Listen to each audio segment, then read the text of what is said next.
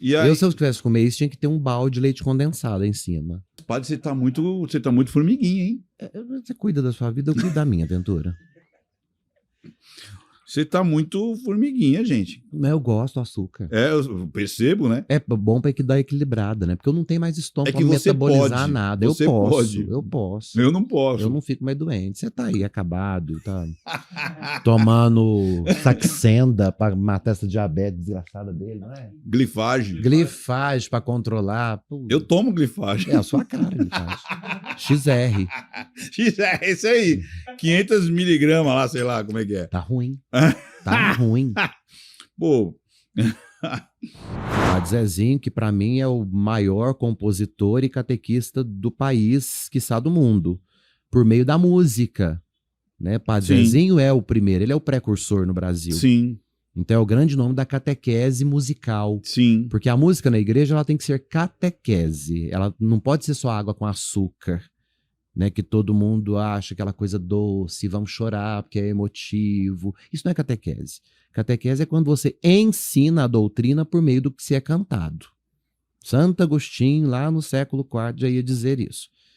Quem canta reza 2 vezes, porque o canto, a música da catequese ensina, para além da arte musical, a verdade da igreja.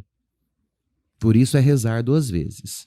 Por estar realizando uma arte, que é desígnio divino, e segundo, por estar ensinando a catequese, que é o desígnio pastoral. Ou seja, eu usar a arte para catequizar. Para a catequese. Assim como a gente poderia ver uma pintura, Que uma seja escultura justamente. que vai me ajudar a interpretar Isso. Tanto que as igrejas antigas, Ventura, necessariamente a arquitetura tinha que seguir moldes e padrões rígidos.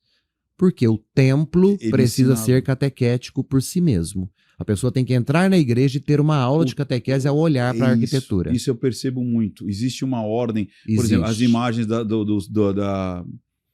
As 12, começa pelas 12 colunas, É. que representam os apóstolos. E você tem, como é que chama? De Jesus, como é que chama? A Via Sacra, que conta a paixão do Senhor, isso. Você tem na entrada da igreja qualquer coisa que te remeta à pia batismal, porque é o primeiro sacramento. Então a entrada para a vida da igreja... Tem a pia Antigamente batismal. colocava-se inclusive uma sala especial do batistério, com a pia batismal na entrada à direita. Isso. Então ali você tem a pia batismal, que era ornada, porque é o sacramento inicial.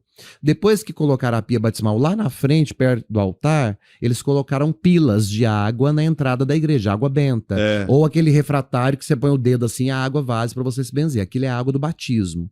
Hoje em dia já nem pode ter mais por conta da vigilância sanitária, por uma questão de higiene. Tiraram. Mas recorda-se o batismo na porta de entrada. Então a catequese começa ali. Aí você tem a nave da igreja. Nave do latim é barca, que é a barca de Pedro.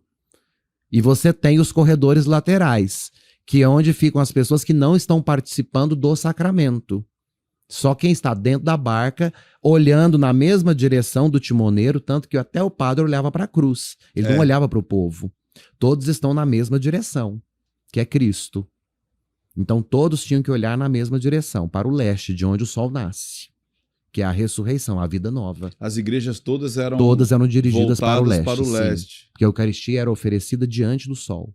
Porque o sol é o símbolo de Jesus, o sol nascente que veio nos visitar lá do alto, como luz resplandecente para iluminar a quantos jazem entre as trevas e que na sombra da morte estão sentados. E algumas, inclusive, tinham até uns vitrais. Era necessário porque a hora que o sol passa pelo vitral, ele ilumina o altar para a missa. Ou seja, Cristo ressuscitou. Acontece a memória da paixão do Senhor na missa. Então, era a catequese. Era a catequese. Porque as pessoas não tinham acesso à leitura, as pessoas não conseguiam acessar tudo isso. Não tinha livro, não tinha televisão, rádio, não tinha nada. Não tinha nada. Então, a arquitetura é que ensinava. Era multimídia. Sim. Então, as esculturas, a ideia de olhar para cima e enxergar o céu, a igreja triunfante, por isso tantas pinturas de anjos e santos e a abóboda celeste nas cúpulas.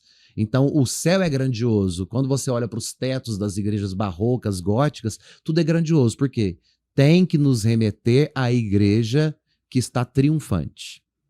Agora, enquanto nós estivermos aqui na nave, nós somos a igreja que está ainda em itinerância. Nós somos uma igreja que ainda está em marcha. Nós militamos. A igreja militante está sentada no navio, remando na mesma direção. Por isso que todos ficam em fileira, um atrás do outro, remando a barca de Pedro, na nave da igreja. Que legal. Nós remamos para uma única direção. E abaixo das igrejas, principalmente nas catedrais, você tem os cemitérios, que recordam a mansão dos mortos. Então você tem o céu, a terra e os infernos, a mansão dos mortos. Então era uma catequese visível. Hoje em dia se perdeu muito, por conta da arquitetura moderna, que eu chamo de galpônica. Né? Qualquer galpão hoje vira igreja, não tem catequese nenhuma. Mas se você não tiver uma catequese eficiente numa arquitetura galpônica, as pessoas simplesmente não vão encontrar o sagrado como referência. Se perde no secular, se perde, é verdade.